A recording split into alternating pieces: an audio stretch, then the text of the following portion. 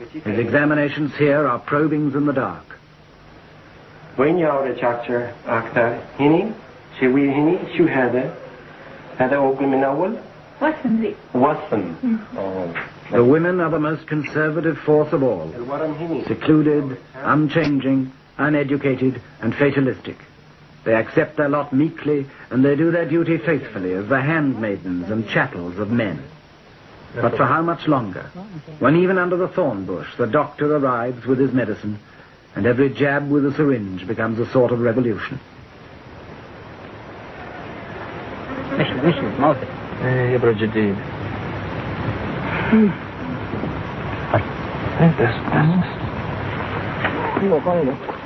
Some of it may be still a bit like faith healing. No doctor's skill could have cured this man's tuberculosis. The most that medicine could do was to give him a sort of comfort on the way to death.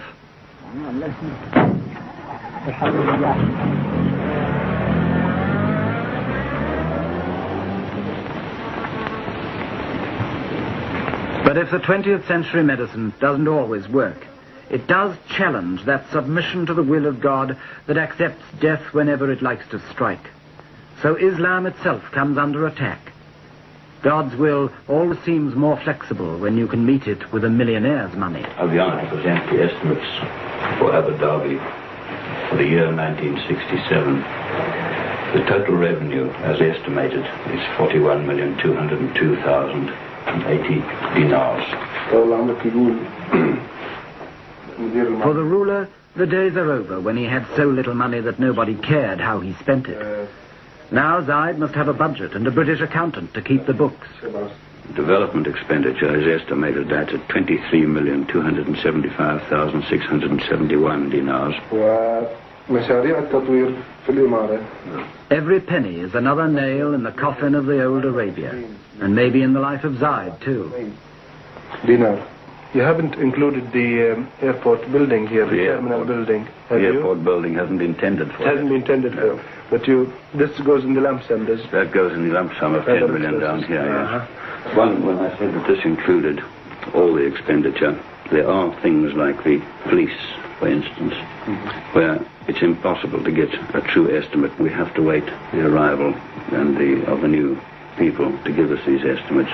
I've put in 1/3 dinars for them to give them authority to spend. Outside Zayed's office, time still seems endless and patience still comes easily. His people have given up their lives to Allah. What God wills, they still accept. But the signs of dissolution are all around them, like the leisurely old world's cast-off furniture and the new office chairs that are waiting to take its place.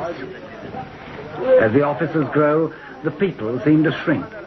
When Zayed was simply the leader of a tribe, these men could meet him every day. Now he's the administrator of a modern state. He's forced to shut them out of his life. They can only wait while the world moves in a business suit.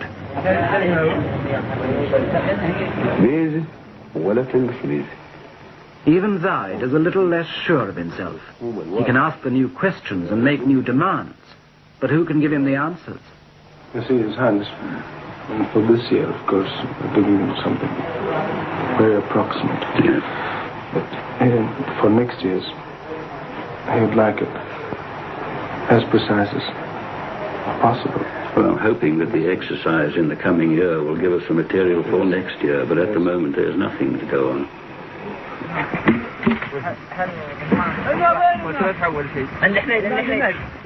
From their uncertainty about the new way of life, Zayed and his men go back to the desert as often as they can. The desert is still home, the place they knew before they were rich, and the only place they will really know until the day they die. In the desert for a day or a week or a month, they can go back to their old and simpler ways, to a genuine sense of comradeship that the modern world leaves no time for. There are no budgets and civil servants here, no plans, no figures, no complications, no closed office doors.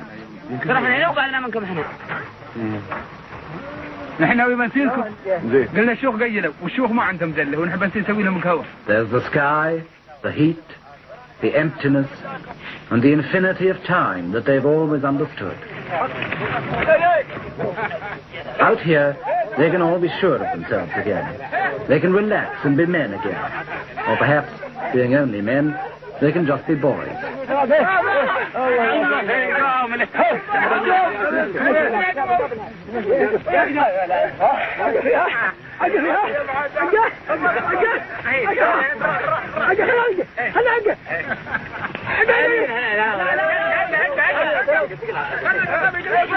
Even Zayed, the ruler, can let his hair down here and be one of the boys fighting a mock battle with his secretary.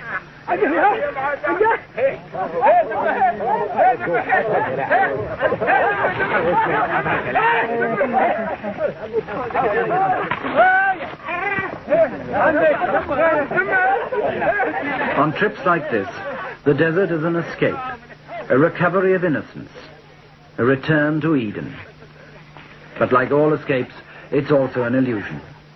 The innocence is lost and will never be recaptured, because the old Arabia of isolation, hardship, and tribal war in which it flourished has been swept into the world at last. The unknown land has been more than just discovered.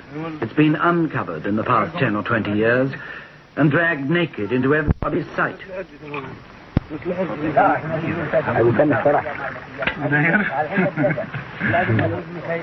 Of course, this doesn't mean that the old Arabia has disappeared in the space of the last few years.